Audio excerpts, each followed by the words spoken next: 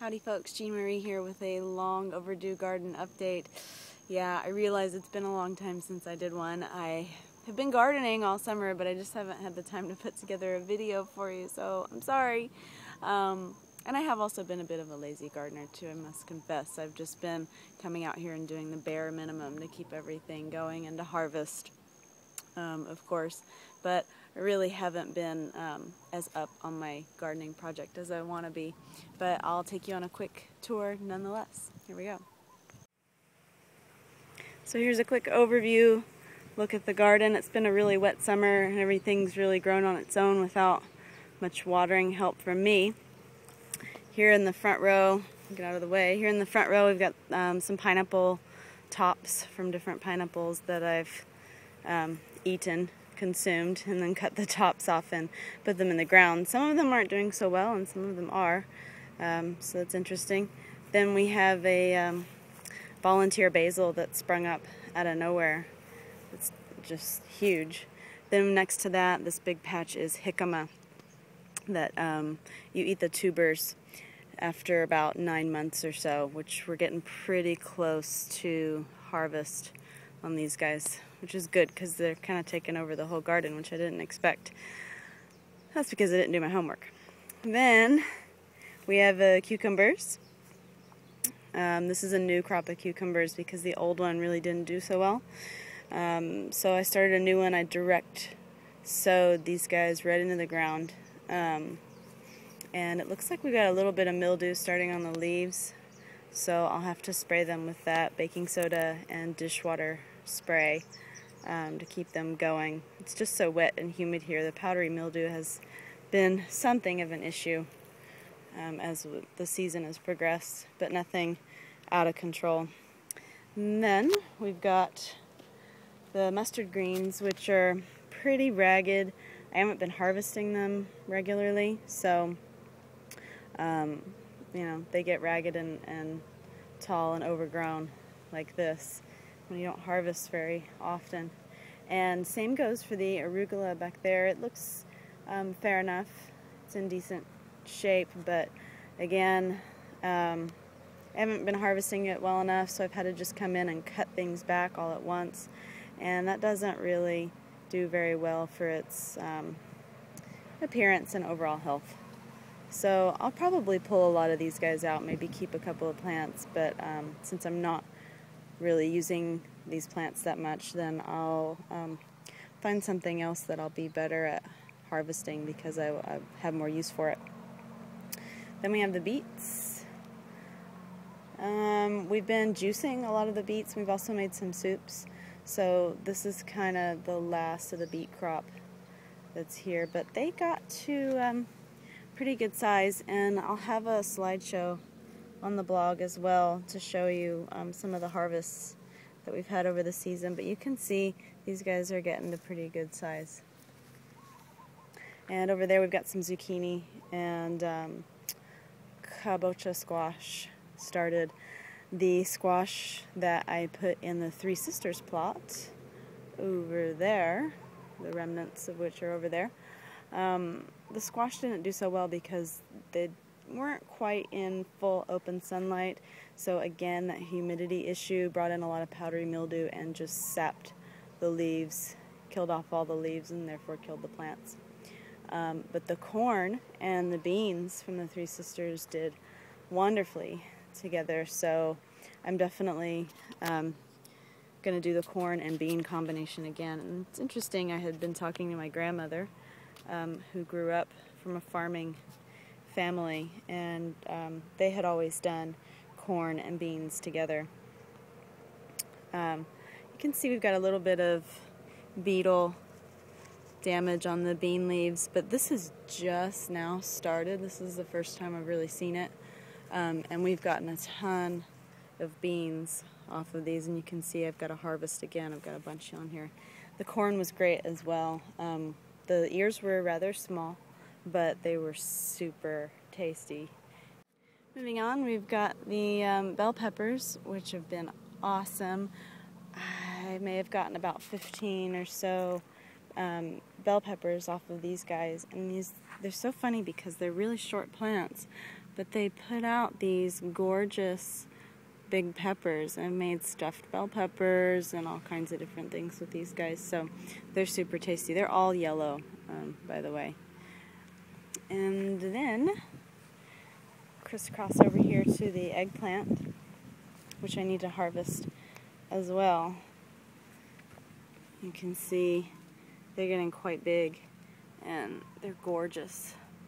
I can't wait to harvest these guys. I'm going to harvest several of them today. Now we've got the tomatoes. They've done really well. Surprisingly little mildew issues considering how humid it is here and the fact that their late afternoon sun is blocked by the tree here behind that, the loquat tree. So they don't get quite as much sun as they need, but you know, they've been doing okay. We've gotten a lot of cherry tomatoes, and you can see these are the real kind of prize right now. These yellow heirloom tomatoes, they are so delicious. This is one of my favorite kinds of tomatoes, and I've only gotten one other tomato off of these plants, so this is the second and third, and here we are in late August, so they haven't been big producers. I just don't think they're quite getting enough sun. They're not in quite the right spot for what they need, so I'm going to have to move the next tomato crop around. And you can see a couple of our University of Hawaii strain there, just starting to ripen. And then our cherries, there's one little red cherry there, and then a couple more a little higher up. Let's come to the okra. The okra is funny because it did not get nearly as tall as the okra we had in Paia. The okra we had in Paia was at least 6 feet tall. This is maybe, I don't know, 4.5 feet tall at most. And I just wanted to show you, you know, you really have to keep up with your okra harvesting. And I've harvested a lot of okra. We've gotten quite a bit of crop out of it. But if you don't keep up with your harvest, you get these, as you can see, super big pods that are bigger than my hand reach here from finger to finger. So when they get that big, they've got to be composted. They're done. They're going to be really stringy and really tough. The ideal size is more something like this guy here, if you can see him. There we go.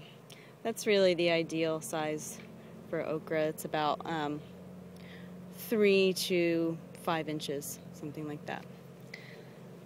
But these guys are heavy producers. You really have to come out and harvest maybe every couple of days or so to keep up with it when they're really going.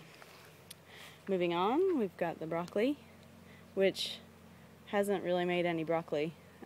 It's not the right season. I knew that this may be the case, but I wanted to try it anyways because I knew it stayed a little cooler up here than in Paia. But yeah, this is really a winter crop. You can see the scraggly kind of broccoli heads that we've got there. Those are no bueno, and that's just from being too hot. So we'll try those again in winter. Next, we've got carrots. We actually harvested a few carrots so far, and they were fantastic. But the rest of them still need some time to grow. To find out if you can harvest your carrots, you really just need to dig down a little ways and just start to feel how big the top of the head is. At least that's the guideline that I've been using. This one is about as big at its top as one of my fingers, so I'm going to leave it in the ground. And you can see you get a lot of greens out of the carrots. And I'll put up a couple of the recipes that I made with using the carrots and the carrot tops, so nothing goes to waste. Although things go out in the compost pile, they don't really ever go to waste, do they? At least not around here.